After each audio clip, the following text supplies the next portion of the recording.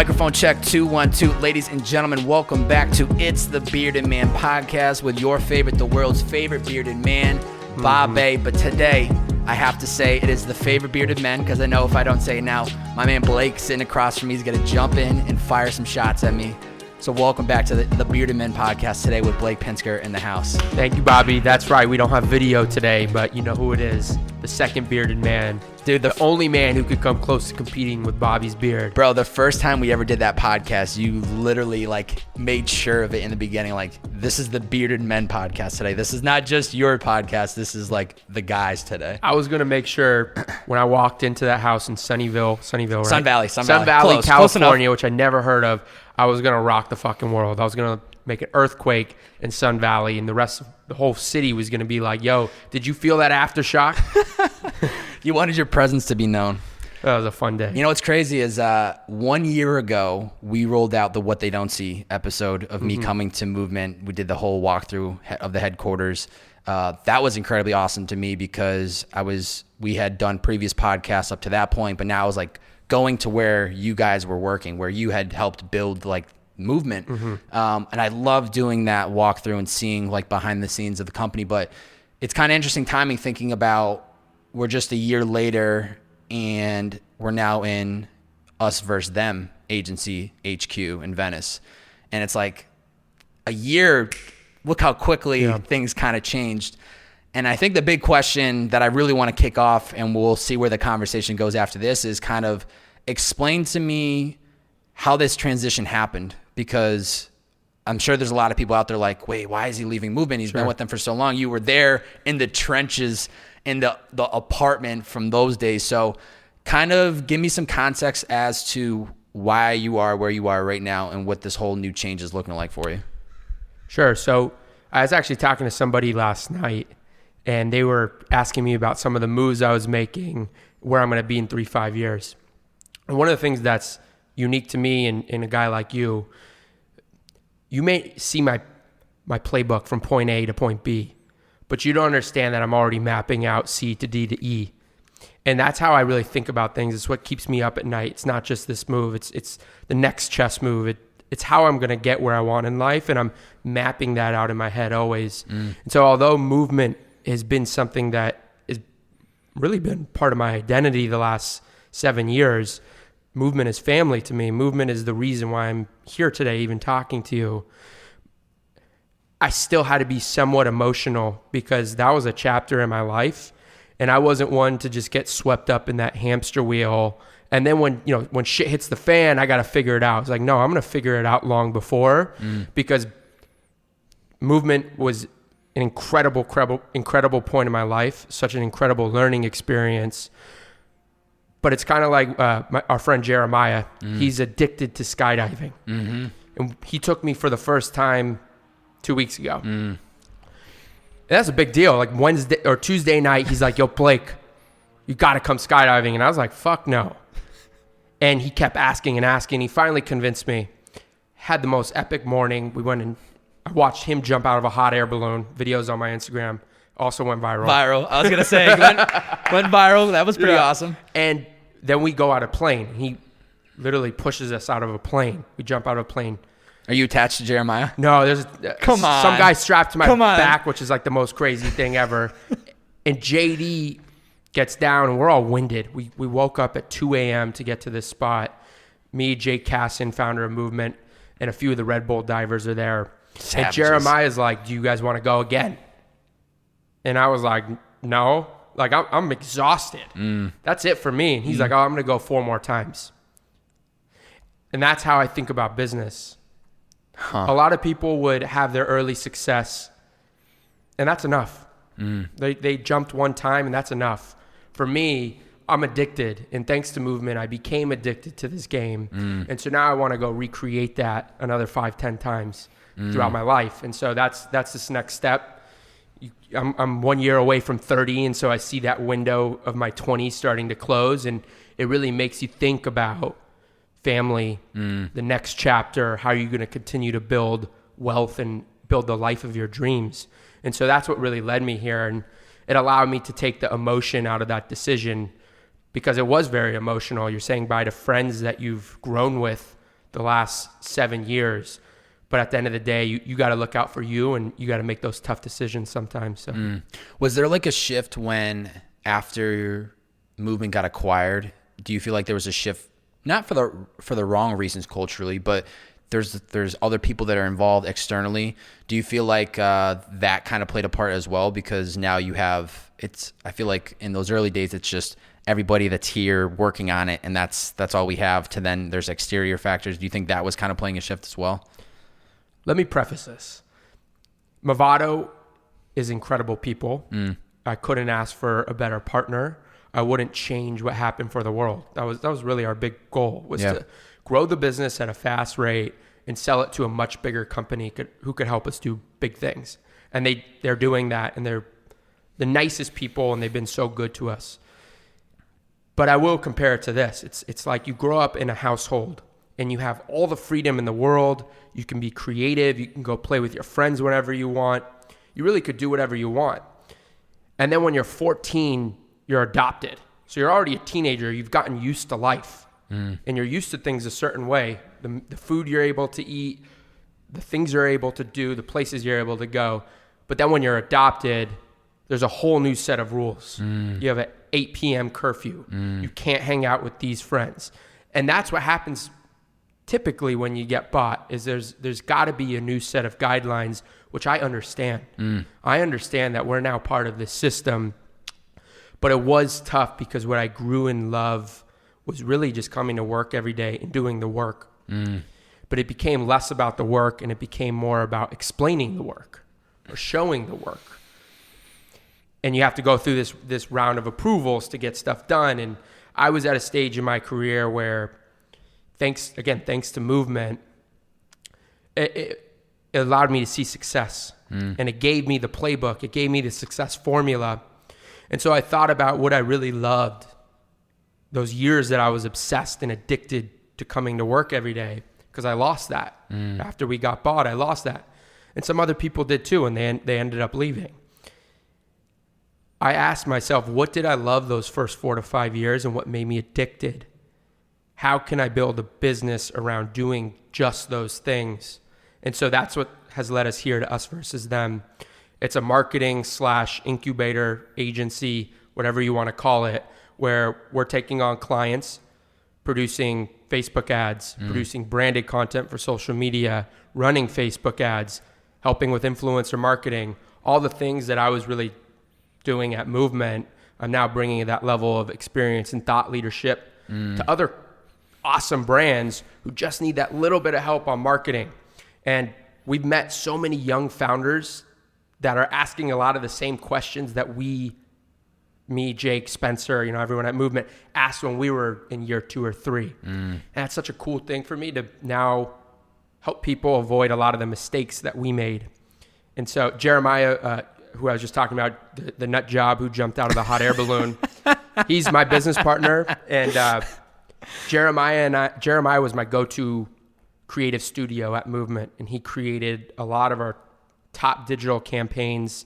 He shot our last commercial. It was brilliant creative. Wow, that was epic. I mean, that was like that was a whole year production for you guys. I feel like the whole last year. So I was literally shooting that all year. My head was down. I wasn't really being distracted by anything, which I now kind of regret, because I think there was a lot of relationships I cut off because of that. You did gain one specifically, which we'll get into at some point. Say again? You did gain a relationship, though, I feel like. Was True. That 2019? True. Was it? I mean, all these years blend, dude. That's They all blend in. But we'll get to that. Regardless. So we shooting the commercial, heads down the whole year, comes out great. And it was at the holiday party where Jeremiah, who has seen Movement grow from a few people to, we're at this holiday party, there's 100 people there. And I'm used to those holiday parties where I know everybody, I know their girlfriends, I know all the plus ones, I know everybody there. And it was a great holiday party we had, but I didn't know half the people. Wow. Didn't know half the people. And he saw something in my eyes. And Jeremiah walked up to me and he's like, I know something's on your mind. And this is what I love about Jeremiah. He's such a good people's person.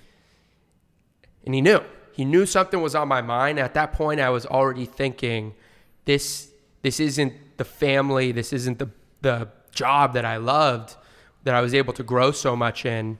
And so I was really trying to think about what that next step was. And so again, I really worked with him to build the business around everything we love doing. For me, it's largely the overarching marketing strategy, business strategy. How do we holistically grow your business? Digital marketing is obviously a huge focus. And Jeremiah is the production wizard, but also very strong on the business side. Yeah. So that's what's led us here. Yeah. I mean, you want to talk about a perfect duo right there, where he's the full-on creative nut job, jumping out of planes, hot air balloons, you name it, he's down to do it. But then you are coming from the expertise of actually managing these assets, helping drive it through advertising. It sounds like the most ideal partnership for this agency. It's been great. When we first started talking, we knew there was something there, but I don't think we fully understood each other's world. And where I come from, again, I know what not to do. I know what to do. Jeremiah is an incredibly talented creative. He's good on the business side for the agency he was running before this. He's been great on the business side, but he doesn't know the ins and outs of the inside of a brand. How do you get from point A to point B? Here's a cool video, but how do I get the most out of that video? How do I make sure it doesn't live and die? How do I create differently for Facebook ads versus organic Instagram? And so we're putting our heads together to create based on what our clients and brands need. And so far, it's been incredible. Like I said, we're finding a lot of businesses who have the most amazing products. They just need the exposure and they need the marketing prowess. And so getting to help people at that stage, like I did at Movement early, has been an incredible experience. And I feel the butterflies that I did early in Movement, where I wake up in the morning and I'm excited. The other night I was up till 2 a.m. We were launching a brand on Facebook. And everyone's like, damn, like that sucks. And I'm like, no, I was yearning for those nights again. Yeah. And so now that it's back, I'm kind of in that. Can I cuss? You could say whatever you want, Blake. Yeah. If you look at the scenarios I put myself in, you're like, you had the most comfortable job. It's a great job. Why would you do this? And I look kind of like a sick fuck. And I am. But I wouldn't trade that for the world, because I don't like waking up in the morning and not being passionate about what I'm going to do. Yeah. And I lost that like the last year at Movement. Yeah. Which is when I started thinking about next steps. So I wouldn't say you're a sick fuck. I'd say you're an extremely ambitious person that wants to continue to like have that energy, wants to be like building, right? Like that's what's inside you. You're an entrepreneur, you're a brand builder, you're somebody that wants to, I mean, I would imagine when you come from an experience like Movement, where it's probably this unbelievable roller coaster of a ride of going from a couple of you in an apartment to, when I came to that office, I think you guys could seat up to 80 employees. I mean, you're talking about a real scale of growth. So, I think it makes sense that you end up pivoting and wanting to leave, because you want to continuously chase that like fulfillment of building. Like at some point, money's coming in. Yes, you're comfortable. You have a safe job, but it's like, what does that really do for you? Right. Is that actually making you happy? Right. Exactly. And I talk to people all the time who are unhappy in their jobs and they just don't know where to go. Thankfully, seeing the success of Movement and being behind it, one, allowed me to believe in myself. Two, allowed me to understand the quickest way to recreate that. Yeah. And so now I'm in a phase where I want to help others get out of jobs they hate or they're not fulfilled in, because you end up staying with them for 5-10 years.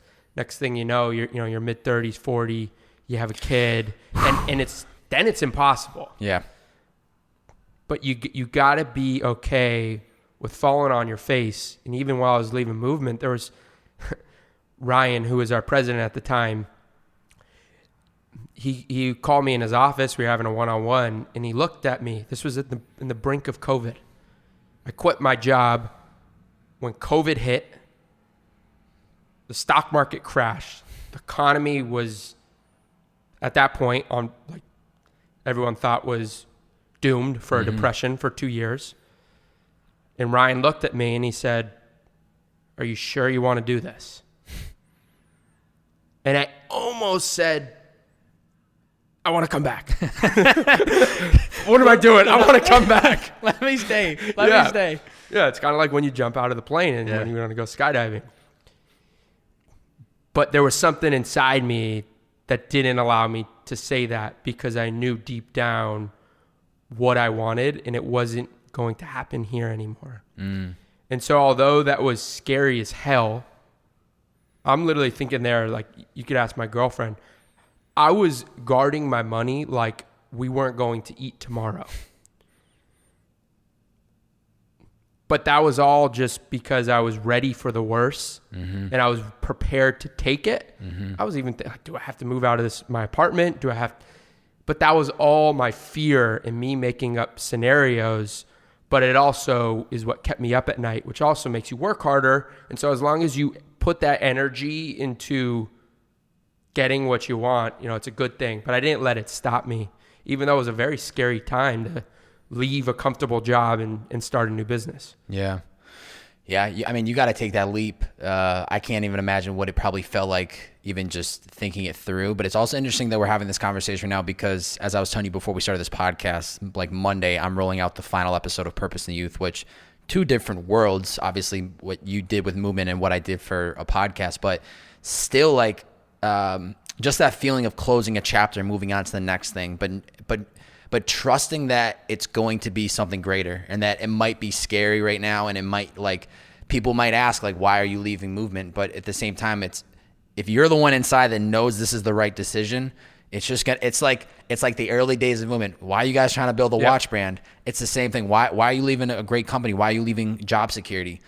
I know what I'm doing. You have the vision internally, which I think is the most fun thing in the world when you're in those early stages and nobody knows what you're trying to do except you, and you just want to prove to the world, like, I have the vision. Like, right. I can't put it on paper. I can explain it to you, but it's still just an idea, but like, watch me execute this. Right. And I think that ends up being like the biggest rush, because then you start to like make that, we're here now, but watch in 2 years, you have this 3-story building with Jeremiah. That's a crazy agency. You have multiple employees. Like, it's that like,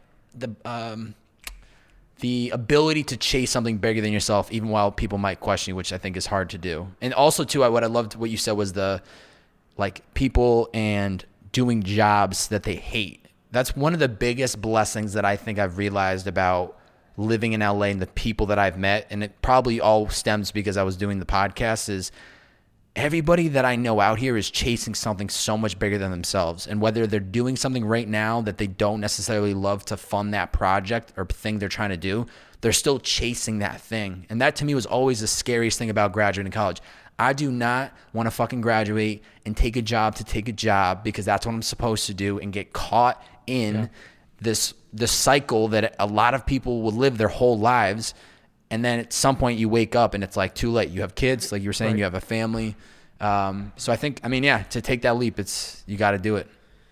If you are unhappy in whatever you're doing and you don't know what to do, I would suggest you get as close as you can to creation or somebody who has what you want as possible.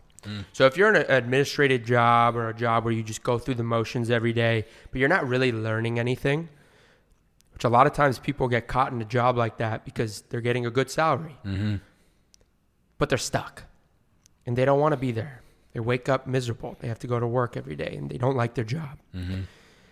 You need to surround yourself by people who have what you want. And if you don't know any of them, pick up your phone and listen to a podcast. Pick up a book. Read about somebody who does.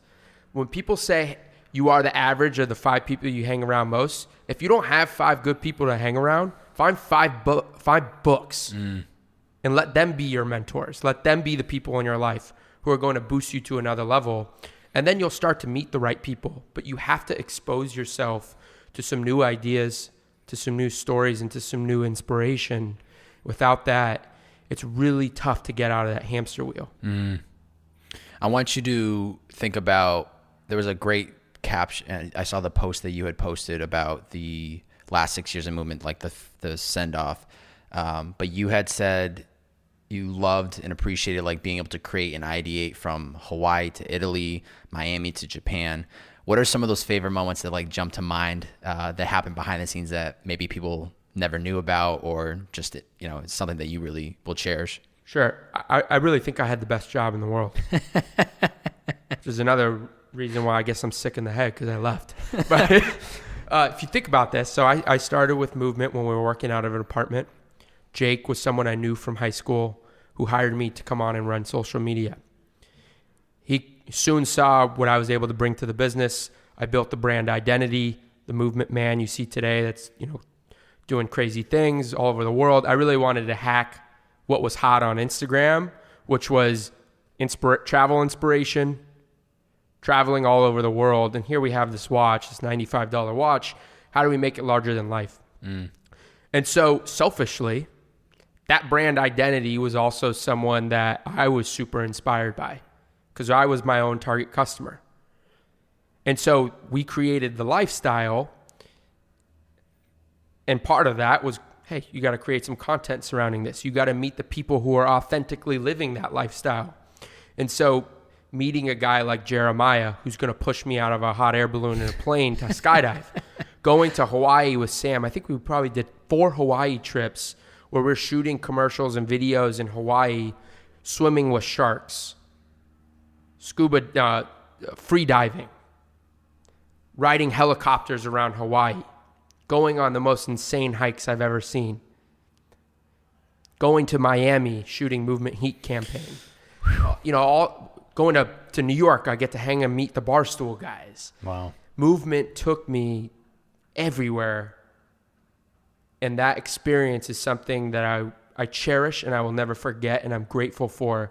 And kudos to Jake, because if I had an idea for a campaign, he trusted me and he would let me run. We ran this contest where we took 2 fans to Hawaii and they got to live like Sam. They got to spend the week with Sam Calder. That was an incredible experience to take 2 people I never had met in my life who loved movement.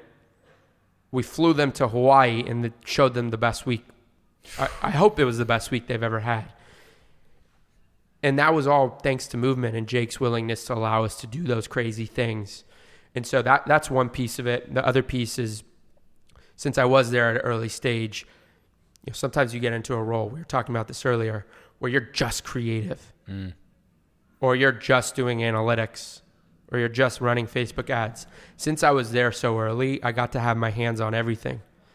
Creative, social media, e-com, Facebook ads, email marketing, influencer marketing. And that exposure early in a business, from 1 to 7 to 30 million to 50 to eventually selling for $100 million, that exposure is priceless. And so that whole experience of being able to create an idea, not being told, hey, this is your role, this is the box you fit in, you're only going to do that because that's in your job description. That wasn't the way things were. That's how things became. But that was not how things were for 4 or 5 years. And I love that. And I'm grateful for that. Yeah. Even if you're not totally passionate about the analytics or a certain area of it, of running a business, to have at least a little bit of knowledge of what's happening is absolutely incredible. Another note on when you're an employee that's important. Everybody's going to want to put you in a box. We as humans, we try to label things and we try to define them. So I meet Bobby. He's a really creative guy. So if I hire you, you're going to fit into this creative role. You need to make sure that you don't get caught up in the way others put you in a box, because there's a lot more you should be learning outside that job description. And if you're in a situation where somebody is trying to define what you could do or what your potential is, that's not a great place to be. And too many times people will work their ass off in a job, want a promotion for a certain role, and then the other person, you know, maybe it's one of the managers, like, oh, you don't do that. You don't have experience doing that. How the hell do they know what you could be? Only you know that. And so you need to make sure that you're able to evaluate yourself and define who you are and what you want to do, and the person you want to become, you create.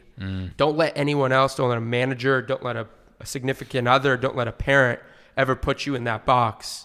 And that's one thing that I loved about the early days of movement. But as we began to hire more and more people, the role became more and more specialized. It became more about management and firefighting and, hey, this is what you specialize in. Fuck that.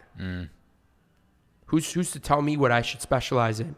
Yeah. And I know that's sometimes part of it being a bigger team, but that wasn't for me because I want to learn everything. Selfishly, I want to learn everything, and I love the job the most when I was learning everything. Well, now that you're pulling from this experience and knowing and coming from seeing it from early stages to then when you get bought up and bought out, and how it becomes much more corporate, I guess you could say, do you want to make sure that with this agency, it doesn't ever get that big? We want to keep a boutique. Yeah. It's tough because growth often leads to greed. You want to grow. That's part of being an ambitious person.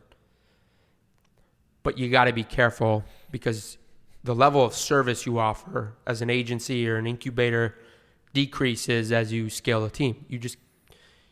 You could scale fast, but you can't scale 100 of your best people that fast. Yeah. And so we really want to make sure we keep it boutique. There's a lot of great agencies out there. A lot of them are way too big and clunky. One of my motivations to do this was because we worked with agencies at Movement who oftentimes grew too big for their own good, and they're overcharging for underperformance. And you lose a few account managers because they move on to other accounts, and you're thrown to new people, and it's like, hey, we're paying you for elite level service here. Why do I have a brand new account person, or there's a new media buyer? You got to deal with all that when you're working with agencies. So we want to try to avoid that churn as much as possible. So the few people we're working with are getting the best quality work. And there's a premium price to that. Elite talent costs money. And so the other side of the agency is really taking smaller brands who we really believe in the founder and the product, investing in them or having some sort of stake, and we could grow with them or help them grow without paying the premium rates just as an agency. So those are the two legs of the business, because I don't want to say no to smaller businesses who may not be able to afford our rates if I love the founder and I love the product. And plus, part of my motivation to leave is how do I go create 5 more movements? Yeah. And I don't have to necessarily start that from scratch. I could. I might one day. But I could also go find 5 other founders who are like Jake, ambitious, motivated, good product, proof of concept. How do I now plug them into our system, help them achieve what they want? Yeah, I think that's really important. I read a book back in the fall called Essentialism. And the one line that I took away from it, I was just having this conversation with my buddy Dalton, who is a freelancer going through like a phase of has too many clients, saying yes too much, even if the job isn't really paying the quality that he thinks he deserves, but still saying yes because it's like that, I don't know how to describe it, that feeling of like, I need to say yes. I need like I need to stack up as much money as I can. And so the line from that book that I really resonated with is less, comma, but better. And it sounds exactly like that, where it's like, we're not going to take hundreds of clients. We're going to be very specific about the few that we do choose to partner with. And whether it be they're paying the premium price and they're willing to step up and pay what we believe we deserve, or 2, investing in the brands and going, I believe in this guy's or gal's product, brand, service. I'm going to bring my expertise to them. I'm going to cut them a rate discount, and I'm going to show them what I have because I know this is going to be a bigger brand. I was talking to my friend Dan Kaufman. Shout out to Dan. He's the director of partnerships at the New York Jets. Nice. And he actually gave me a sales training yesterday because I'm now bringing people in, and I want to be efficient with sales.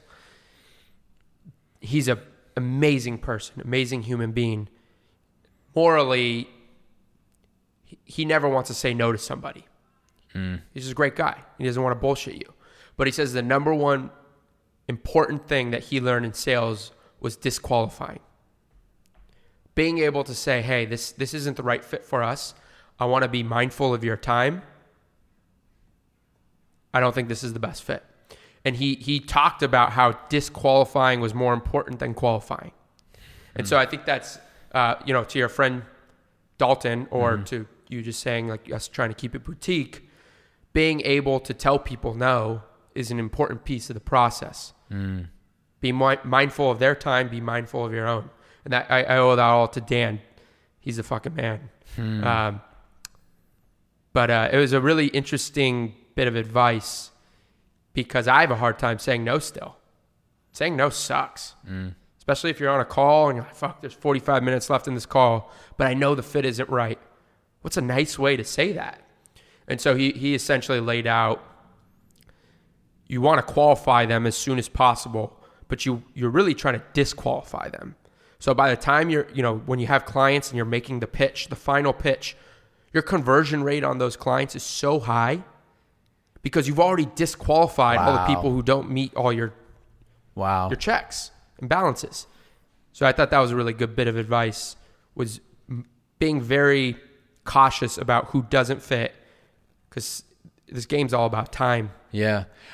That's, first off, that is one of the biggest appreciations that I've had, and a skill that I've really tried to master is time management and how important that is. Like, I'm almost too anal about it, but I know that's what helps me execute, complete tasks, get shit done in a timely manner.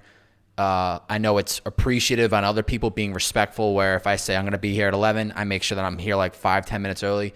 Time management is literally the most important thing that I've learned to just get really good at.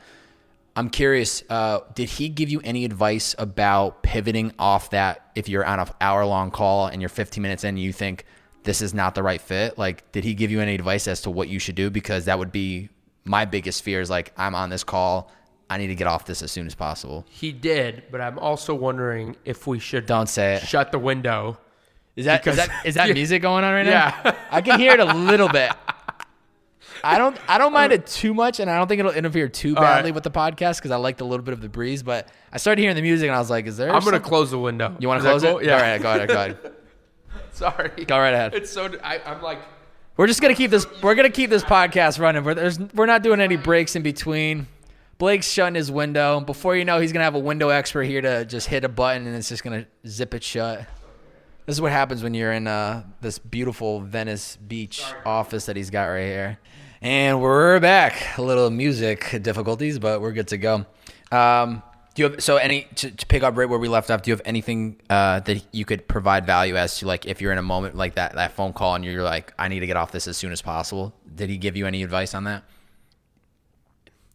I'll paint the picture because he gave me advice on how to do that. Not necessarily in the moment you're like, hey, I need to get off, but how you lead up to the disqualification. So one of the early things you want to discuss, so you obviously want to discuss what are their needs, what are their pain points. Far too often people are going in saying, hey, here's what we serve, but it's not what I want. It's not on the menu that I want. I have other needs. Why are you not trying to meet me at my needs? There's a lot of agencies or salespeople they're one-trick ponies, and they'll sell you one thing. This is what they do. This is what they sell. I don't need that. So how do I figure out what your pain points are, what keeps you up at night? What do you need, and how do I meet you there? And if I don't have the service for that, then I shouldn't continue this conversation. You essentially say, hey, I want to be mindful of your time. We don't offer that. We can be homies. I'm here for you, but we don't offer that. The second piece is, who's the decision maker? Who are the stakeholders? And if you're spending 3 meetings, 3 hours talking to someone who's not the ultimate decision maker, you just wasted a lot of time, because now they have to play telephone and go pitch what you pitch to the decision maker. And so trying to get that decision maker involved at an earlier stage so they can hear it from you. And then the last piece, which I think is probably the most important, is not being afraid to say, hey, you want to create 10 Facebook ads. Can you do it in this range? And people oftentimes don't want to give a price on the phone or in person. They'll say, I'll follow up with an email after, which is fine. But you could also say, can you do it? Here, you want to create 10 Facebook ads. Can you do it in this range? I want to be mindful of your time. And they'll either say yes or no. And that's how you know. They might say no as a negotiation tactic. And so then you ask, okay, so what is your budget? But you don't want to spend, again, 3 meetings with someone and then it comes down to budget and you're way off. You're always going to have a negotiation. That's fine. But if you're just way off and it wasn't even worth that, if they thought what you were charging $20K for was going to cost $2 million, there's obviously a big difference there. So you should find that out. Yeah. Well, I'm glad you bring this up because it just made me trigger a thought where and I know you're still learning, this is, real new, but in an agency position, are you approaching people saying, okay, you want 10 Facebook ads, it'll be based on what you're looking for, it'll be $5K a pop? Or are you saying, what assets do you want? What is your budget? And then this is what we think we can deliver based on what you're working with. Because obviously, if there's more budget, you guys can go bigger and think bigger for whatever they're trying to get deliverables for. Right. We bring a value in 3 areas. One is performance marketing. The second is brand marketing. And the third is me having the playbook and doing it before. And so as a consultant, as a friend, as an advisor, I'm able to help you avoid a lot of mistakes just being there as a resource. Those are what we are providing the most value in. From there, we go in and we talk to a brand. What are your goals? What are your needs? What are your objectives? And if they say they don't have goals, what? You don't want to grow? You don't want to make money? They all have goals. Everyone has goals and everyone has a pain point. If you came to me and said, hey, we're spending $1.4 million a month on Facebook ads. We have over 1 million followers on Instagram, super high engagement. Our biggest pain point is fulfillment. Our fulfillment center sucks. Can you help us? Absolutely not. That's not me. No, absolutely not. But if you came and you said, we have an incredible social media following, engagement is sky high, but we can't get enough people to our site to drive the business. We're trying to figure out Facebook. Well, do you need media buying? Do you need creative? Well, we need both. Okay, here's what we can do. Wow. And so that's the thing. You're not trying to give people the answers. They give you the answers. And then you just have to provide a service that they need, which if we don't have that service, I can't help you. Yeah. So you're just assessing where they are in the business, what their goals are, what are their pain points, and then you're almost like a doctor. You're prescribing them based on the symptoms. This is what you need to do. This is what we think you should do. Right. And I think that there's a price to pay for a certain level of work. Definitely. But we really try to meet people in a way that's fair. And if you're going to spend $1 on us, I want you to make 10. The more money you spend on us, we're going to make you money back. That's the goal. How did you guys land on us versus them? Such a bold statement. All the credit goes to Jeremiah. Us versus them. That's like literally you guys versus the world. Yeah. And that both him and I see ourselves as underdogs. We've both been on your show and told more of our background and our story. Him and I see ourselves as underdogs. The agency is an underdog. And we like that feeling. We like us against the world mentality. And so that's what we're really trying to do. The underdog boys. Yeah. Us versus them, the underdog Bobby's boys. an underdog too. Yeah, I mean, I love the feeling of being against the world in the sense of like people don't know the vision or kind of some of the talking points that we were talking about earlier. Just like I love, it's like an adrenaline. It's like a high, even like this new project where, there's only 24 episodes or 20 some episodes out. It's like still so early, but I still see the vision and know, and I love that process of like having to go out and execute it. It's a double meaning. And that's the first meaning. The second meaning, I'm obsessed with brands and business.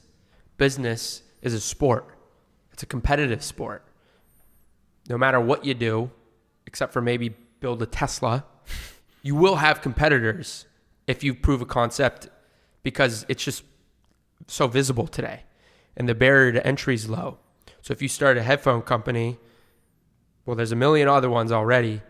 Let's say you have some special technology. It's probably going to be replicated in about a year. Yeah. And so building brand is all about, one, emotion. How do I connect with people on an emotional level? So even when there might be a better product or service for a cheaper price, I'm able to keep them buying my product and engage with the brand despite competitors. How do I box other competitors out? And that's what brand marketing is all about. And performance marketing is all about driving as many people to your site or to your store or to your service in the short term for as low of cost as possible. Two very different approaches, but that's the recipe today to build most businesses. Another interesting thing about the us versus them, I oftentimes play this game in my head. I create competition with myself. 100%. I am my greatest competition, and everybody has their own greatest competitor in their head. And I just got this Peloton. Before this, I had a stationary bike, and I would ride it for 10 minutes maybe, do my workout, go through the motions. I get off, or I do it for 5 minutes. If I was like, I'm over it, I'm done. You also just got out of an injury, I got to say. I hope you're doing well, Yeah, right? ACL's doing good. Yeah, I was going to say, you're riding on a bike now, but not too long ago, you had some crutches. I remember seeing that. Yeah, had crutches, couldn't walk, couldn't leave my house. It was a quarantine before quarantine. Been quarantined for a goddamn year. So you got the Peloton. Yeah, so I didn't really want the Peloton. My girlfriend really wanted it. I had a stationary bike. I thought that was enough, and I didn't really ride it that much. She forces me to get the Peloton. We get the Peloton. I start riding this thing, and I instantly get it. They have a leaderboard on there. And so you have 50,000 people who have taken this class. You bust your ass for 45 minutes. You kick ass in this class. You look at the leaderboard. You're 25,000 Wow. back from first. So you got in 25,000th place. And you're sitting there saying, I'm fucking dead. 10 minutes in, you want to quit. Why? Because I quit on the stationary bike 10 minutes in. But when you have a leaderboard, us versus them, me versus them, when you create that in your head, and that's why Peloton, I'm so bullish on it now. I went and bought a shit ton of stock because I understand what they're doing in a new way that makes it different than anything else out there. Forget the convenience, forget everything else that is an advantage and a benefit of having a Peloton. The way they hack your brain, so you're 10 minutes in, and instead of saying, that's enough for me, they don't even let you skip ahead. You can't move the time forward. You have to finish the class. You can't quit. Wow. And they get inside your brain. The guy's on the instructor, he's calling out how many classes people have done. I'm sitting there, I've done 3. He's like, so-and-so's done 2,000 classes. And I'm like, damn, I got work to do. And so it's live. Right.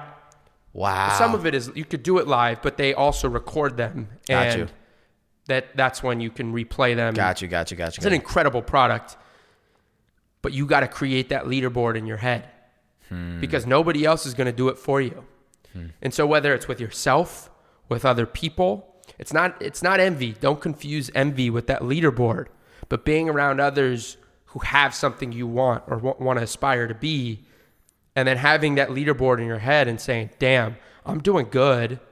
You could be doing great, but I still came in 25th, 1,000th place. There's still a lot more room to grow. Exactly. Yeah, I love that. I'm such a big believer in like the you versus you mentality. And it's I've been there, done that, where you're comparing yourself to other people and their progress, and whether they're doing something very similar, you're like, why am I not where they are? Why are they getting more wins than me? And so there's a lot of external things that you can't control, but the sooner I think we can live in that you versus you mentality and how can you be a better person than you were yesterday and keep that mindset rolling, I think it just helps us develop and grow a lot faster. And you're, I think, happier because you're not comparing yourself to what other people are actually doing. Right. You said your girlfriend inspired you to buy the Peloton. 4th of July weekend, I had the chance to meet Nicole at your spot at the big shindig you guys had. How has that relationship been? I feel like it's brought in a lot of joy to your life, at least from what I've seen from afar. Yeah. How has that increase your life? Because I think a lot of those movement years was head down, building from the ground up. Yeah, it's funny because I did a podcast about a year and a half ago with Aisha, and we somehow got on the topic of love life. And I knew at that stage that I had not been the best person in my past relationships, partly because I was so obsessed with movement and everything else. And I had a lot of trouble wanting love and showing affection. I didn't need it. I was good. And it's funny how things work out, because I was in a stage where I was single, wasn't exactly where I wanted to be in life yet. And so I wanted to only focus on work and me selfishly until I got that. And it's funny how when you think that way, sometimes things happen in an unexpected way. And Nicole's someone I've known for years, been incredibly close with as a friend, but also had a crush on her. She was that girl. I was always scared, and I was scared to say anything because I didn't want to fuck up the friendship. Yeah. And so we finally, kind of at the same time, told each other yo, I kind of got a thing for you. And since then, it's been an awesome thing. She's an incredible human being. She makes me better. A lot of my flaws she calls out and she just doesn't fucking put up with it. And so it makes me very aware of certain tendencies I know I want to fix. But when you're constantly being put in check for that shit, for instance, being late. Ever since, I don't know what it is about LA, the traffic became an excuse, but I'm often late because I'm selfish about my time, and my time is my time. And she's on my ass about that, and I fucking hate it, but it's such a good thing. So she's a badass human being, a badass woman. So yeah, she's incredible. Yeah, I feel like even when you were just describing that, I went head down for a long time, and I feel like I'm just starting to pop my head up and start realizing that's an area of your life you have to put time, effort, and energy into. And even though it may not feel like it's productive, it's not work, it's not executing, it's not growing something, I think there's a lot of upside, at least from the people I've been talking to in this new pod, and from what I'm seeing from people that I know that have gotten into intimate relationships, how much value it's brought in happiness and joy to them. Right. Yeah, you strike out a lot, especially here in LA. Oh, yeah. The dating scene is Bearded Man tough. shooting his shots left and right. We're just going to keep fucking shooting free throws.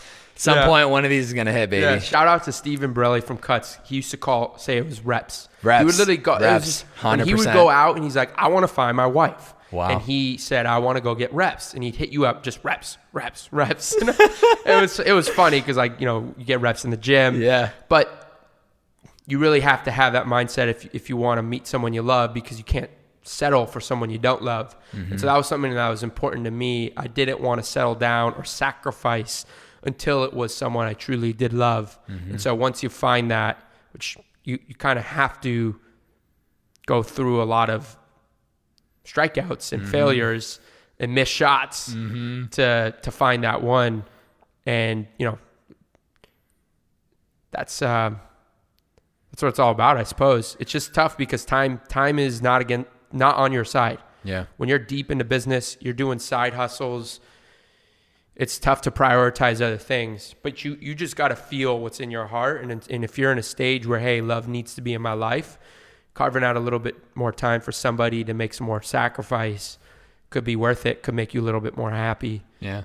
But then you might need to go through a phase where it's like, yo, honey, I'm not going to be home for until late night because I'm hustling and I'm trying to make money so I could buy you a fucking house. That's okay. You get through the honeymoon phase, and then it kind of becomes go ahead, stay at the office for 6 weeks if you want. I'll see you at some point. Yeah. Borelli definitely put in his reps though, because I know he's not a single man no more. So he's happy too. It seems that he's been doing pretty well himself. What's the Dare to Be Legendary podcast looking like moving forward? I know that's been something a priority, and then it's obviously depending on what else you have on the plate, but I'm curious what your mindset is for that moving forward. I'm happy you asked about that because I haven't necessarily known how to present this. This is the point of the podcast today, Blake. This is you, baby. Because the past year, while I had the podcast going, I was working on stuff that I couldn't talk about, including building Us versus Them. And since I hadn't left movement yet, I couldn't say, hey, I'm working on these other side hustles. That's not a good look for my team. It's not a good look for movement. And so out of respect, I couldn't talk about those things, and it killed me. Even to be on air and, someone's like, yo, you should start your own thing. I can't say, hey, I've been working on that for a year. I can't fully be me and have that conversation. So Us Versus Them was largely a side hustle. Some other projects that I was working on, side hustle, stock trading, side hustle, guilty side hustle.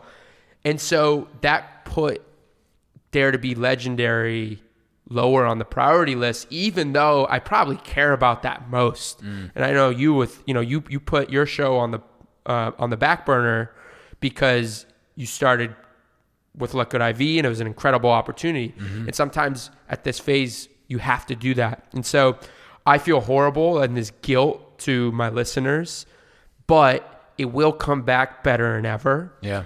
Again, there's just so many hours in the day. 100%. And so when I get off work and my side hustle is building a business, it's got to take priority over the show. And so now that we're moved into this office, the business has started. I'm finally moved on from movement. We're going to start recording episodes again. We'll probably also have some sort of Us Versus Them podcast at some point too. Nice. I really want to get more granular about business strategy, dive deeper. The storytelling's great, and we'll still do some of that too. But I want to be more direct and give people a lot of the advice that me and you or other friends in the industry might talk about behind closed doors. A little bit less storytelling, but hey, how do I do this? Yeah. And explain that. Bring on, like next week, I'm talking with the founders of Truff. Nice. That'll be like my first show here, and just bring on people I myself am inspired by, other people who could provide value for the listeners. So it's coming back in a big way. I really had to slow down because I wanted to focus on the other side hustles, which would ultimately make the show bigger and better. Yeah. So, well, I think what's really important, and I learned that when I took the role with Liquid IV, is that sometimes you have to step away and like be okay with reprioritizing your time for short periods of time, in the sense of like recognizing movement's the number one priority. I'm trying to build a side hustle under that. Probably not gonna be able to podcast other than that. Like there's there's not enough time in the day. I literally would drive insane. Right. And I did the same thing where I took the job with Liquid IV, put purpose in the youth on pause, and kind of started figuring out the balance again of my life. And then COVID hit, and then it was just like, what are we doing here? But all that to say, it ended up giving me so much more time to reflect and think about like, what does my like life look like when I'm not working at Liquid IV during the day? Like I hit my goals. Everything's fucking moving for like the podcast stuff we're doing. It's absolutely crushing. But when I'm not doing that, now what does my time look like? And it's like, I can't go back to that same style storytelling that I was doing with Purpose Youth, because there was just so much work behind the scenes to make it happen. And I enjoyed it. But then at the same time, I found out who I wanted to become, and I still know where I'm trying to go. So like maybe one chapter closes, and then this one, now it's the Bearded Man's opening. But I wouldn't have been able to have figured that out and have these realizations had I not stopped and just let things just like marinate. And I think it's so important that like we think that if we're not making progress moving forward by doing the work every single day, then we're not making progress. But there's so much progress in stillness. Right. And just thinking and reflecting and asking yourself questions about like, what makes you happy? What am I doing when I'm not working? What are those hobbies look like? What are my passions? Right. What do those dream bucket list items look like? So as you're describing that, I can feel that. I know like sometimes you have to step away, but then also when the time's right, you'll be able to bring it right back. Yeah, there's two parts of your evolution as a podcaster, as a interviewer, as a conversationalist, whatever you want to call it. The one piece is I'm just going to get more episodes under my belt. And reps. So reps. Yeah. And so now I have a ton of experience, and I'm better and better. I'm better than the last interview, and especially better than the interview I did 100 interviews ago. Yeah. The second piece is, how do I continue to grow and develop skills on my own that make me a smarter person, a better interviewer? And you are now in that second one, where Liquid IV is allowing you to interview on a different level, in a different aspect, ask different questions because of that experience. But that comes with a price. And this was something I didn't talk about a lot, but I'll say it for you. When you're deep in that, you can't interview Monday 9 to 5. Yeah. Most people don't want to interview at 6 a.m. Mm-hmm. You might be up hustling at 6 a.m. on your side hustle. Nobody wants to interview at 6 a.m. You have Saturday, Sunday. We're here on a Saturday right now. Mm-hmm.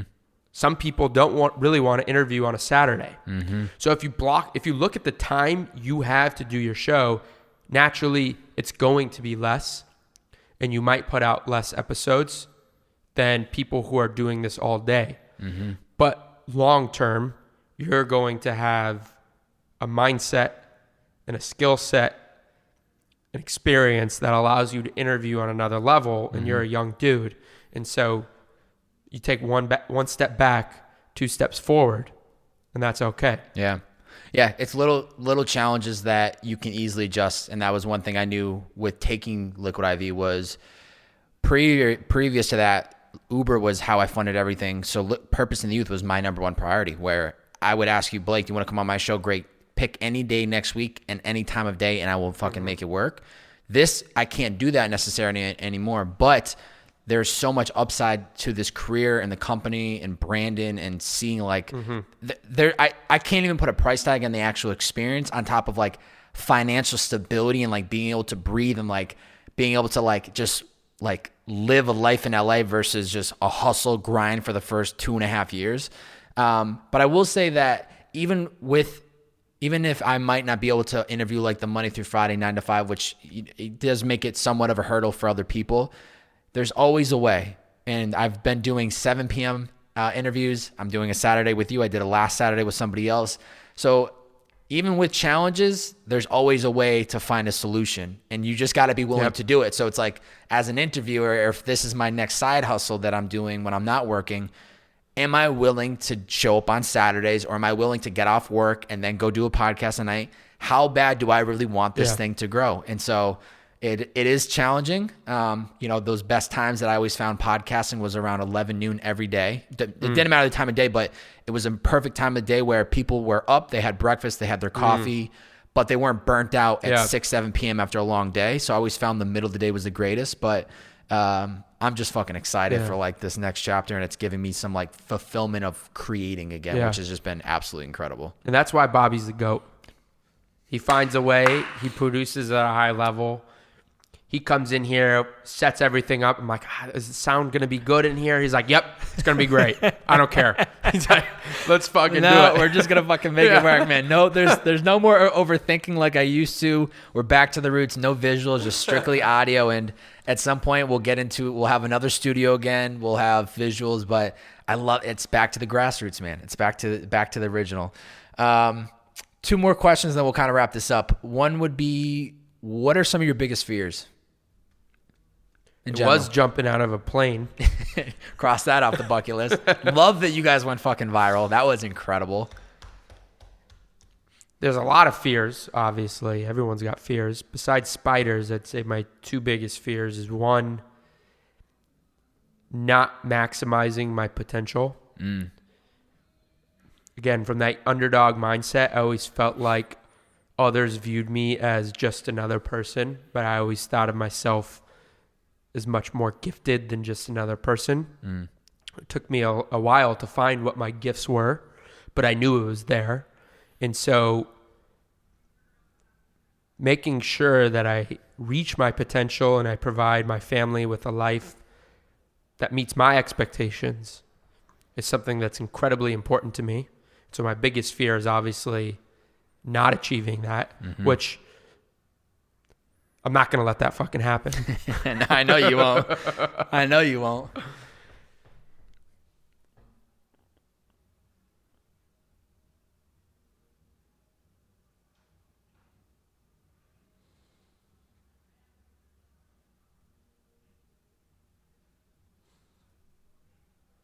What else?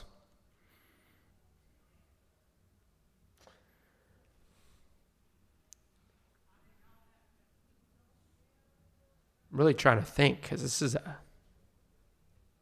a tough question. I think sometimes it's making the wrong decision. There's a million different things I want to do and accomplish. There's a million different people I want to spend time with. Making the wrong decision is something you can't really think about, but it definitely creeps into my mind sometimes. Especially, even with the agency before it's running, that fear, is this the right move?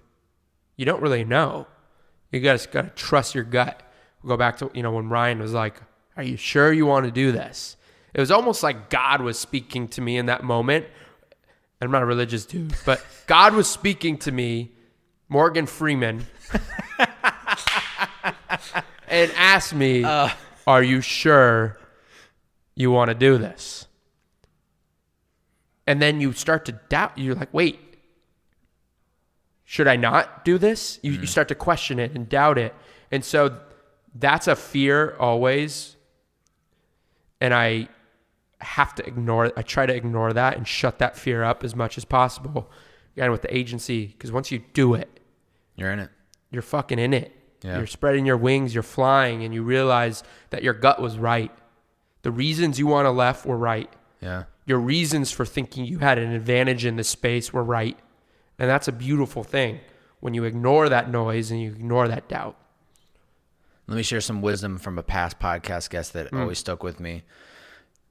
She talked about, her name's Tiff Tyler. She's a producer for Lewis Howes' School of Greatness podcast. And the big takeaway from that episode that I had was about making choices and how similarly we find ourselves at points in our lives where we have to go one way or another. And so this chatter starts to build up and we're like fucking nervous. We don't know which way to go. There's the conversation of like, if I do this, I can't do that, blah, blah, blah. You start really pro and conning every situation.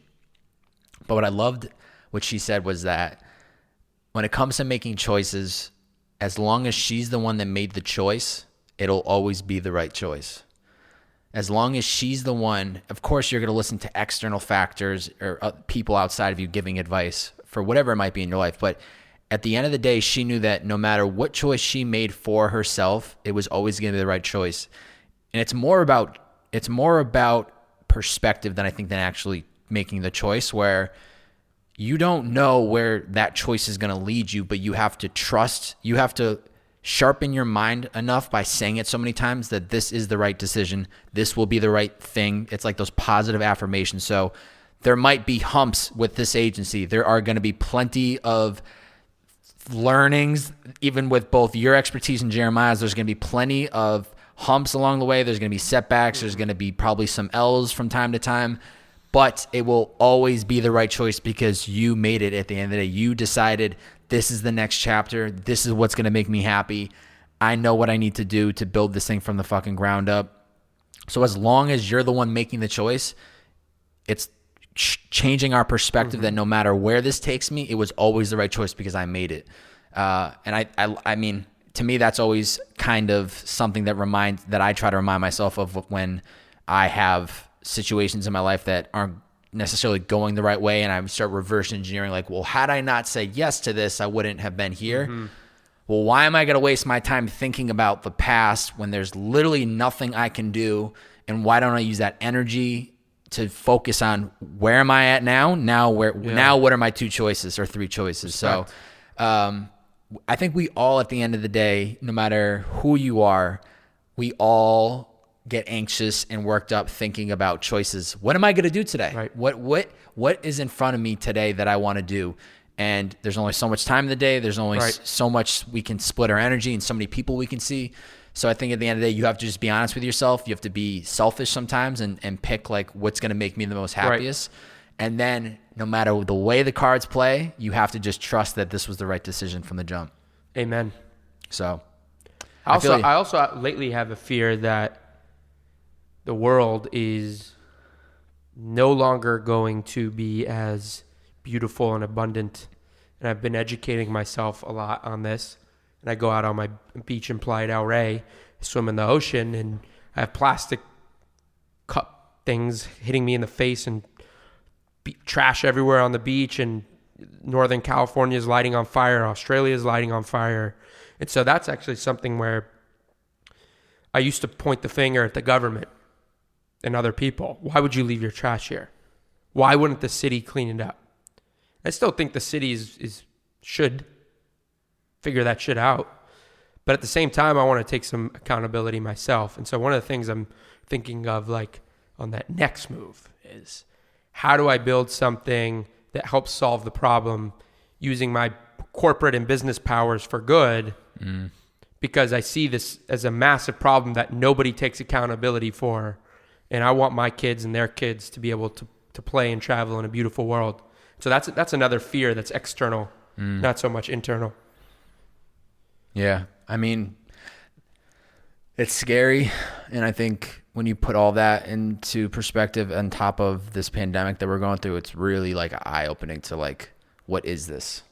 Like, look at this fucking view that we have right now. The boat, the ocean, the sailboats, like the palm tree.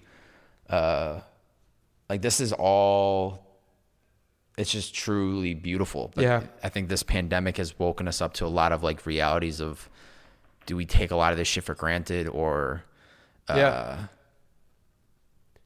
I mean, I walked outside almost every day when we were really quarantined, when nobody was going outside. Luckily, I live by the beach. It's probably the only place in LA where you could actually get out of your house. And there was no pollution in the sky for the first time ever living here. I live close to the airport by the beach, and there's this smog cloud always behind the airport. And the sunsets those first few weeks were unlike anything I had seen in LA. It looked like we were in Hawaii. And it goes to show you that we're literally covering that up. We're putting a screen in front of all that beauty, and some of it we're completely eroding. Yeah.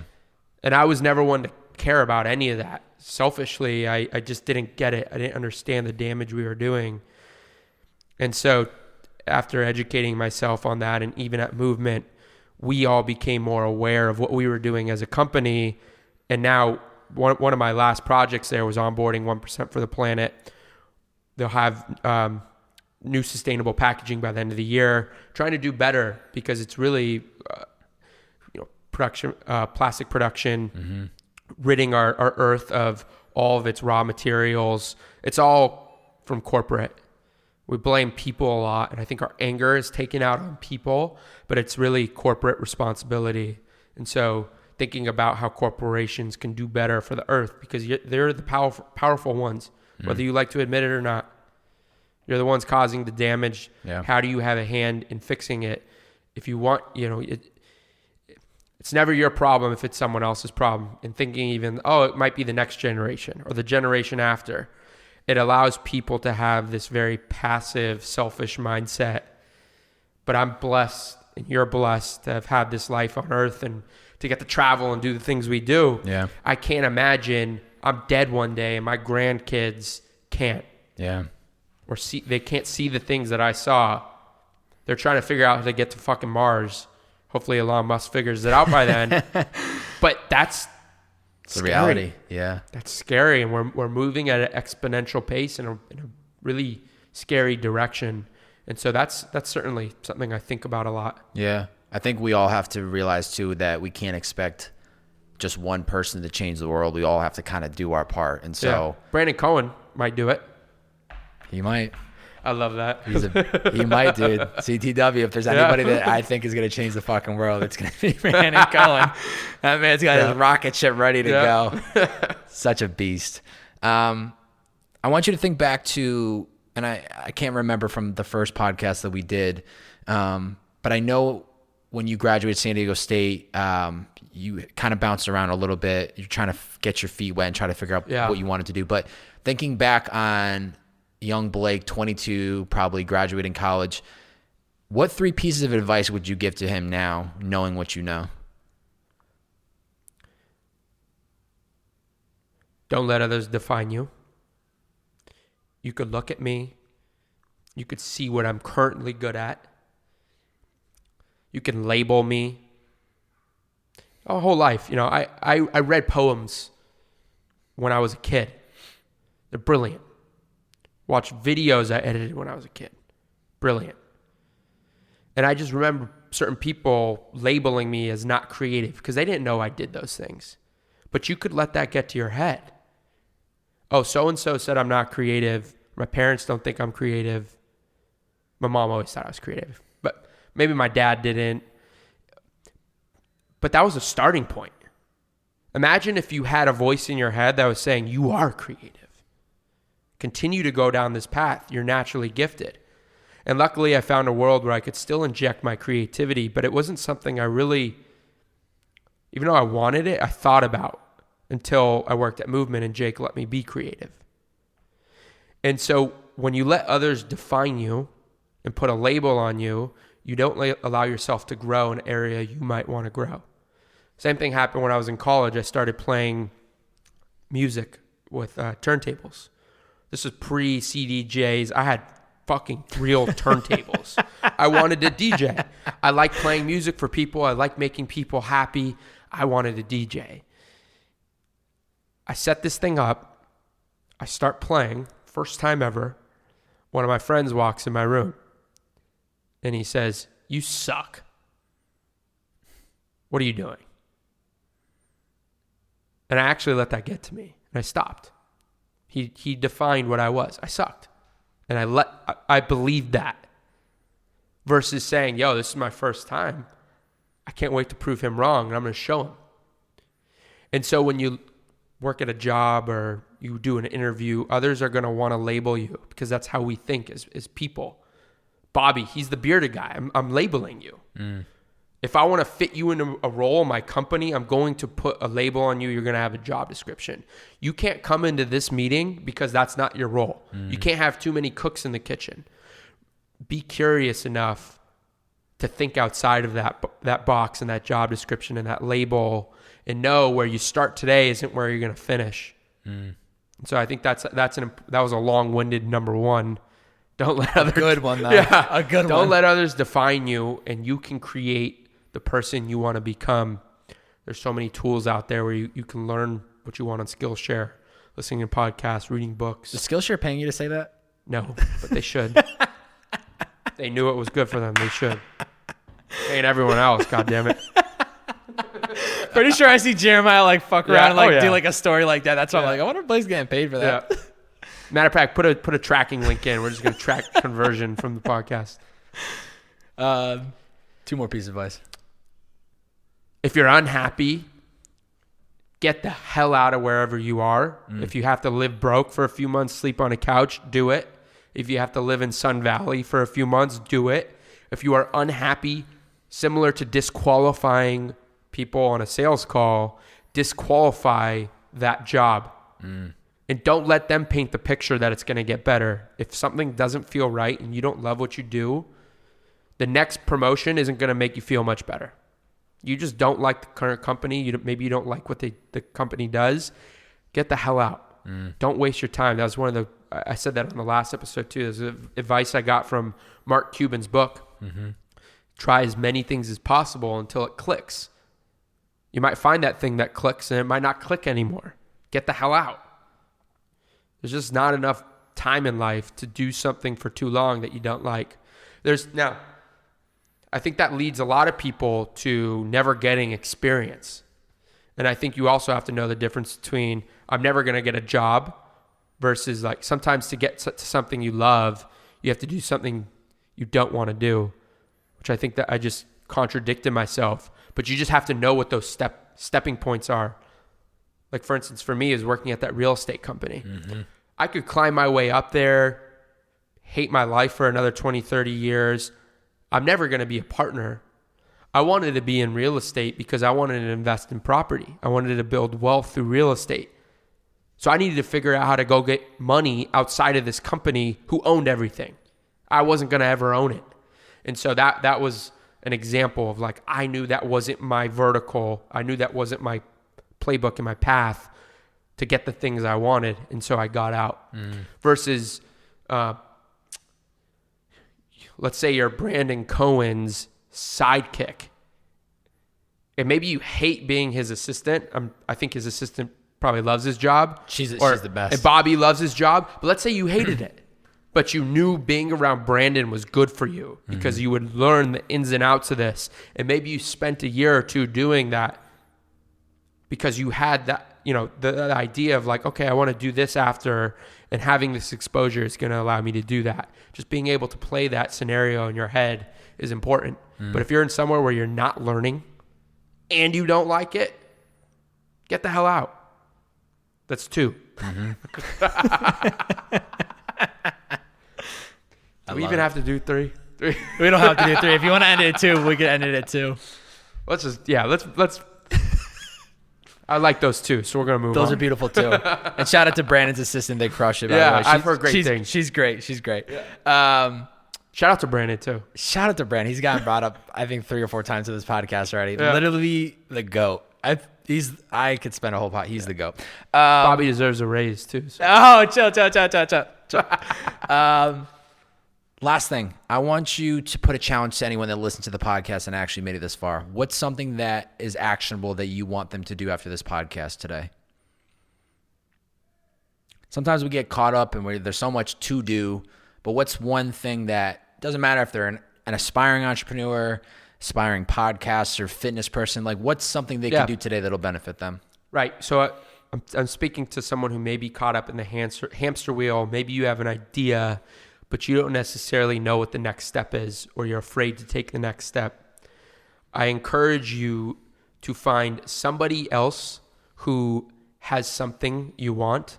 So I said to a friend the other day, he's in a similar position. He's trying to learn, but he doesn't know where to start. He doesn't know where to look. Reverse engineer that. Who has what you want, and where can you go find content of how they got there? So Uber, for instance, how the hell do you start an app like Uber? Damn, I could never do that. But then you go find an interview with the Uber founder who tells you the story, and you say, hold up, that's how you started? And then you start to break it down, where what you thought was impossible, and I would never have the resources to build the 10,000 person company that's a multi-billion-dollar business. You see how it started and it progressed, and you start to put the pieces together, and you start to believe in yourself a little bit more. Another example is, I'm not trying to give away his formula, Cuts. You look at Cuts now. Cuts, Steven Arborelli, our good friend, who started the company, knew absolutely nothing, but wanted to start a t-shirt company, which everybody said, hey, that's a dumb idea. There's a million t-shirt companies out there. Yep. And then he said, I want to charge $50 for it because it's going to be better than any shirt out there. We're both wearing Cuts, by the way, right and now. You know what everyone said? That's a dumb idea. Yeah. No one's going to pay $50 for a t-shirt. But what Borelli did was he broke it down. He looked at the movement model. He looked at other businesses, how they were built.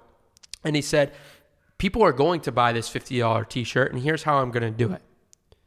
Because now you see him, and he's posting NBA players, and everybody's wearing Cuts. NFL players, organically. He's not even paying these people. They're wearing this shit organically. And that's discouraging if you don't know how to get there. But if you break down what he did, I'll break it down for you. It's ringing up the ladder. He comes out with a minimum viable product. Shirt's not perfect. He's saying, oh, do you see this little thread right here? I hate it. And I'm like, dude, I didn't notice the thread. But he's calling out all these little things, but it's his MVP. It's his minimum viable product. He has a minimum viable product. He needs funding. So he crowdfunds it. He makes a crowdfunding video. If that crowdfunding video doesn't work, there's a chance Cuts doesn't exist. So you need that ring in the ladder. So he crowdfunds the company, same way as Movement started. The next step, okay, I have these 800 emails for my crowdfunding campaign.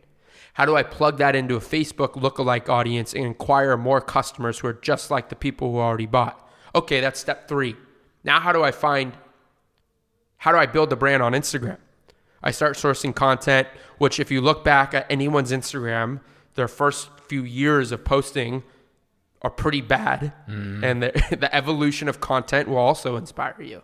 And so the next step is like, okay, how do I start getting this on NBA players? You start sending it to them, building relationships. That took 2 years.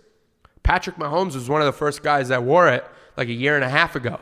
Now he's got almost every guy in every sport wearing his stuff. But it's this process that takes small win by small win going up the ladder. Sometimes you fall down the ladder, you got to step back up. And so that's like an important thing about going and listening to interviews about people who have done it before. or reading books about people who have done it before. Mark Cuban was one of those, right? I look at Mark Cuban and you could get lost in his wealth and what he's built and the Shark Tank. But when you read his story, he's no different than me and you. And that's comforting and it's inspiring when you realize he had a step-by-step to get there. He didn't pop out of the womb and was a billionaire. And you don't necessarily have to be a Zuckerberg genius to start a company or to do the things you love today. So that was another long-winded answer. But go listen. If you're unhappy or you're trying to figure out what you want to do, you have an idea, or you want to work in another industry, go listen and read from people who are already doing it so you can learn and understand their process of getting there. And that just ultimately gives you decades of knowledge crammed into a few hours or a few days. Yeah. Yeah, you got to understand that where you see people are today isn't where they were when they started. Right. There's years, tens of thousands of hours put into that craft to get them to where they are. So if you're not, that's the problem is I get it from time to time DMs about starting for the first time. And it's like, well, how am I going to ever be good like this person or that person? It's like, you have to stop thinking in that way because when they started too, they didn't know what they were doing. Yeah, it's very easy to look around and compare, and we're all victim to it. We were talking about it earlier. And you've done an incredible job of it because you built your brand and your show from nothing and didn't let that get to you. And you owned it. Mm-hmm. And similarly, no matter where you're at and what stage you are, you have to own it. And people are inspired by that part of it. Yeah. I didn't care that you were in the Sun Valley. When I met you and I saw what you were onto and your ambition, people want to help you when you're actually in that stage, and you can't be insecure about the fact that you're not Joe Rogan yet. And you weren't. And so I think that's an important piece is no matter what stage you're in, you really have to own it. And just know, like, a lot of your insecurity is you judging you and not necessarily others judging you. And if people are judging you, fuck them. Yeah. Those are the people you want to be around. Yeah. Yeah. But like, I could literally talk to you all fucking day.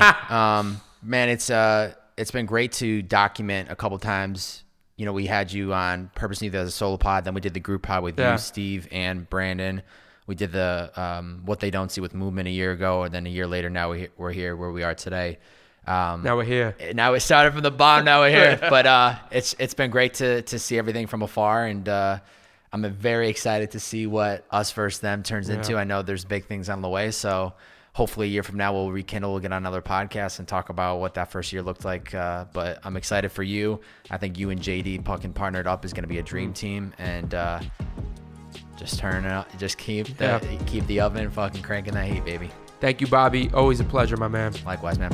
We'll talk to you guys and gals soon enough. Make sure to head to Blake's Instagram. What's your IG? At Blake Pinsker. It's just first name, last name. Blake Pinsker. Head to his Instagram. Drop a bunch of bearded man emojis on his recent post so he knows that you're coming from the podcast. But please make sure to screenshot this episode, post it to your Instagram story, tag Blake Pinsker, and tag me, and show the world that you listen to this motherfucking podcast. We'll talk to you guys and gals soon enough. Turn up. See ya.